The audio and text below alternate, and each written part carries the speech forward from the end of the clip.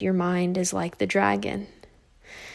It's going to tell you that you're not capable of certain things, but you are capable of those things.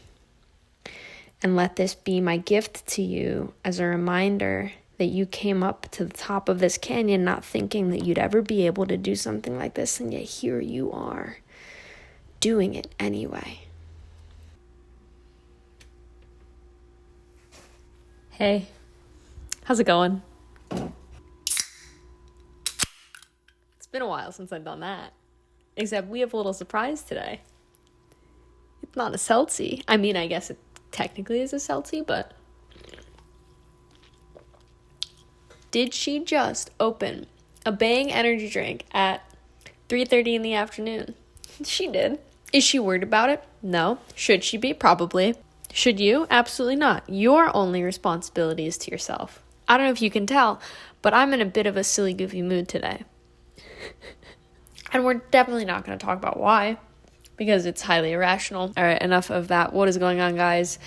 I truly hope you're doing well. I do kind of want to share some reflections on my trip to Moab. And really, more specifically, I want to share the story of my tandem base jump, which, if you haven't seen that video, we're going to watch it here together in just a second. But I don't want to talk about the details of that trip so much as I want to share how I got to that point, because that was definitely not planned. I had some things in this trip that were planned, but the base jump was pretty spontaneous and unplanned. And so I guess today's story is not just the details of my trip out to Utah, but ultimately it's a story on adaptation, on being open-minded and driving yourself closer to the things that you feel like are true representatives of who you are and who you want to be, and how quickly the mind and the body can adapt to whatever environment or situation you put it in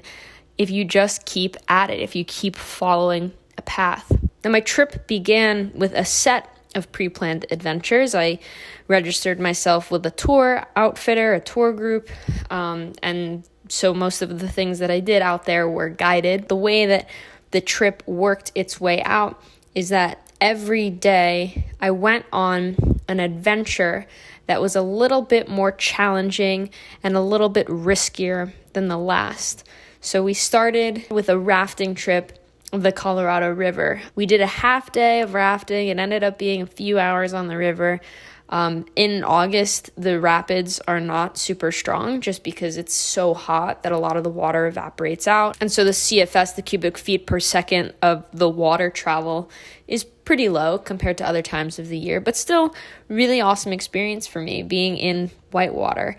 We did some class 1 and class 2 rapids. There was a point where I was actually able to jump out of the raft and float essentially through class 2 rapids, and you feel how intense the water flow is, and that you really cannot keep yourself from flying down the river. But that was super fun. It wasn't super risky. It really wasn't even that daring, but it was just enough for me to kind of get a taste of what this trip was going to be like and what it could potentially offer me. And it was the perfect springboard for the rest of the things that I had planned out for the week to do, and I was super excited about them after having that initial experience. Like, all right, this is going to be a fun week. This is going to be good. So a day after the rafting trip, I went on an awesome canyoneering expedition. And canyoneering is basically like a combination of hiking. So you hike, you scramble up rocks, you are on trails. They're not well marked. You really do need a guide for some of these things. So we did about a 2-mile hike, and then you end up hiking on the path where the rock faces are so sheer and so vertical that you have no choice but to rappel down them to get to the next section of the trail. That's what canyoneering is. It's kind of like this, I don't know, it's a whole bunch of different things wrapped up into one. And rappelling, in case you don't know what that is basically you're strapped into basically the same gear that you would use to go climbing. You have a harness and you have ropes, and the guide was up at the top, and she set the top rope, and you basically either have the guide rappel you down, right? So she's feeding you rope, or you are self-rappelling, which is where you maintain the control. The highlight of that canyoneering trip was doing a 130-foot rappel down the bow and arrow arch, where you are doing it kind of by yourself. So you're letting yourself down on your own. You have control of the rope. And then at some point, the rock kind of curves in, so you're just doing a free rappel. You're not doing a free fall, you're doing a free rappel. So you're not touching anything, you're just kind of sliding your way all the way down. And that was a lot of fun. Again, not super risky. It was really good to just kind of get back in the flow of things and be like, okay, I'm here. Like, this is kind of me. Coming off of the rafting, I felt like, oh, this is cool. I could do this. I know the tour group, the guides, they all seem really cool. This is going to be a fun trip. And then a couple days later, I went on a climbing trip. Now, the climbing was honestly what I had set out to do with the most excitement when I booked this trip.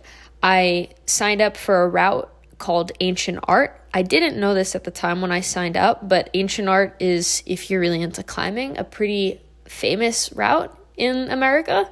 It's something that actually people will fly in just to summit. And this trip, let me tell you something. I was so glad in hindsight that I had the canyoneering experience from a couple days before, because once we finished this monstrous climb, it took hours, and it was very challenging and way outside of my expertise level in terms of the things that I've climbed in the past, in terms of grading, like how challenging the rock is that I've climbed. But we ended up doing a 200-foot self-controlled rappel down the side of Ancient Art.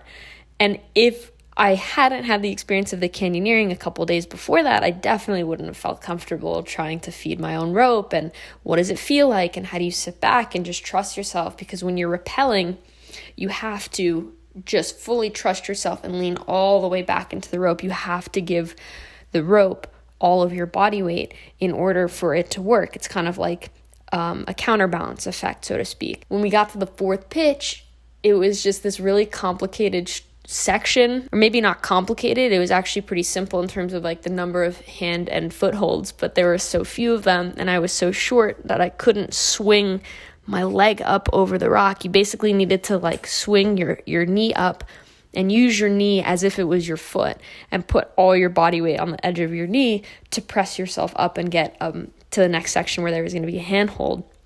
And I remember turning to the guide, and I had tried for a couple minutes just sitting on that rock, and I really fatigued myself. And I just totally psyched myself out in a second. And I was trying to be really convincing, so I lowered my tone. I said it evenly. I said, I think you should just lower me down, because I'm not going to be able to summit this. I'm not going to be able to get past this section.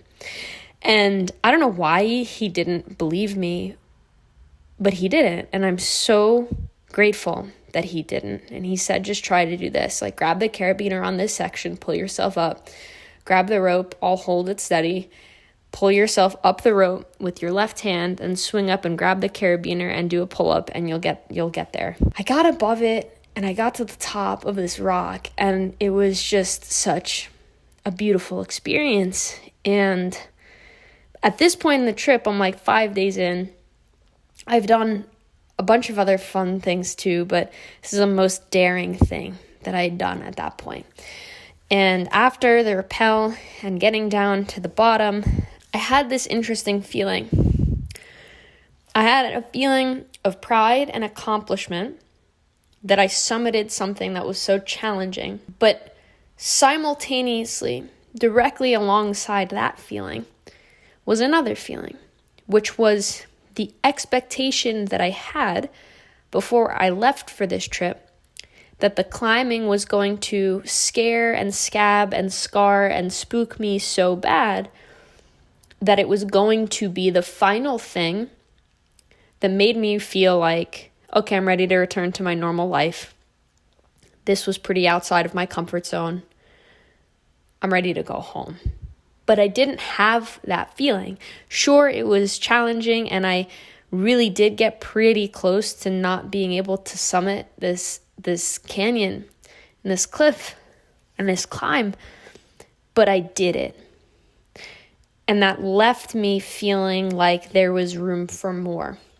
And that really fascinated and surprised me, because I did not envision, out of every scenario that I had for this trip in my head before I left, I thought maybe I'd be bored because I'd have ample downtime, or maybe the climbing would be too intense and I would leave feeling kind of shaken up, or maybe it would be just enough. I did not plan for the chance that I was going to finish this climb and feel ready to do something crazier, more adventurous, more wild, more risky, more dangerous, more electrifying. What on earth could be more electrifying than standing on top of a thin little spire, 350 feet in the air, super high exposed with nothing else around me? What could be more than that? The answer is base jumping. Here's where we get to the beauty of adaptation. It's because after the rafting and after the canyoneering and after the climbing, I felt the adventure that I know lives in my soul most of the time, dormantly, quietly, letting me just breeze through this relatively normal life that I live, this mundane life. It's beautiful, but it's mundane in many ways. It came alive. We slowly stoked the fires of this adrenaline-loving, thrill-seeking, danger-absorbing, adrenaline adventure piece of my soul that is such an honest expression of who I am, even if I'm not constantly accessing it in my daily life. And it came to the surface and it said, "Hi, I'm here. Use me, cherish me. I'll be here for you." So I jumped off a cliff. What else do I say? I didn't really expect much of it because he was going out of town. He was coming back. We didn't really know if the timing was going to work out. And I said, you know what? I'm going to do my part. I'm going to text this guy. If it's not meant to be, it's not meant to be. The universe won't let it happen. Well, we didn't have it confirmed until I got back from my climbing trip. And within an hour, I was at a coffee shop texting this guy trying to figure it out because we were tracking the winds that were changing and getting more accelerated. And if it gets too windy, you can't jump because that's really dangerous. So I had no idea if I was going to do this or not. And usually that's a huge problem for me because I live in the fear belly. I live in the pragmatic, over-calculating, chronically thinking part of me that has convinced me or convinced itself over the course of my life that that's how we stay safe. But I wasn't in that at this point. I was coming off of the adrenaline high of summiting this climb and doing something that I thought was going to scare me and didn't. And that just injected me with this level of confidence that I don't often have in my life, that I admittedly wish I had more of. And it said, I can do this. I want to do this. Why would I not want to do this? I am this. I'm totally this. This is totally me. So it was just so beautiful how quickly I adapted and grew comfortable in a state of constant unknowing, extra high risk, adrenaline, adventure. Every part of me woke up and was alive at once. And so engaged, but present, not frenetic, not crazy, not nutty, not anxious, just on, fully on. And we made it happen.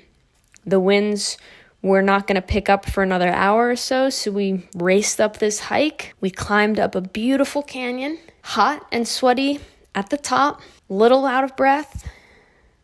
We shared beautiful words at the top, and I told him my fears and my vulnerabilities and why I've never skydived before.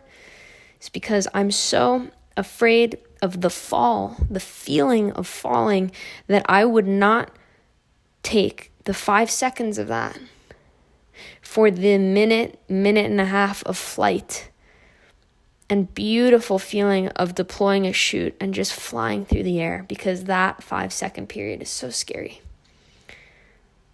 And he gave me this charm, this necklace. It's a dragon, and he said, your mind is like the dragon. It's going to tell you that you're not capable of certain things, but you are capable of those things. And let this be my gift to you as a reminder that you came up to the top of this canyon not thinking that you'd ever be able to do something like this, and yet here you are, doing it anyway. So I'm really never going to take this off. And I'm going to use it as a reminder that I am so much stronger and bigger than my fears. I am stronger than even my biggest of fears, even the most violent of the dragons that live within me. I can beat them. I'm stronger than any one of them, and probably, honestly, all of them combined. That's what I'm taking away from this base jumping trip. It's not the craziness of doing it. It's not the feeling of overcoming. It's not the fact that everybody in my office at work thinks that I am crazy, but also really cool. It's not for anybody but myself. And it's not even for the jump itself. It's for the way that I met a version of myself on that day that I don't think I've ever met before. A version that doesn't need to overplan and have every detail down and just wants the adventure and is willing to accept that sometimes adventure doesn't go right, but if you get your fear out of the way, you are going to be alive in such a powerful, primal way. And that's what I'm remembering and will remember from that day and for the rest of my life. When I think about the tandem base jump that I went on, the feeling that I had running up this cliff so that we could beat the winds, standing at the top of it breathless and not even being afraid of taking that leap, not having my mind succumb or not having my body succumb to my mind, not overthinking, not panicking, not saying, wait a minute, what are we doing up here? I just tuned that all out. And I was like, great, if I can run up this cliff and I can climb a freaking mountain that is way, way harder than anything that I am meant to be climbing, and I can rappel down a 200-foot rock face, I can jump off a cliff. And I'm going to jump off that cliff. I hope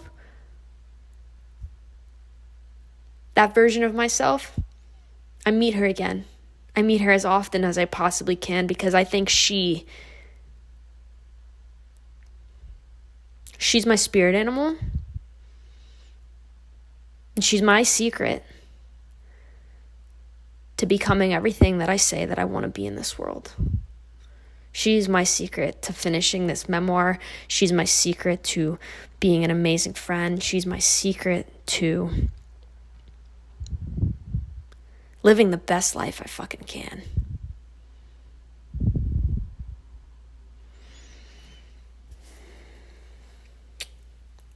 Thank you for listening. This is Ari. Out.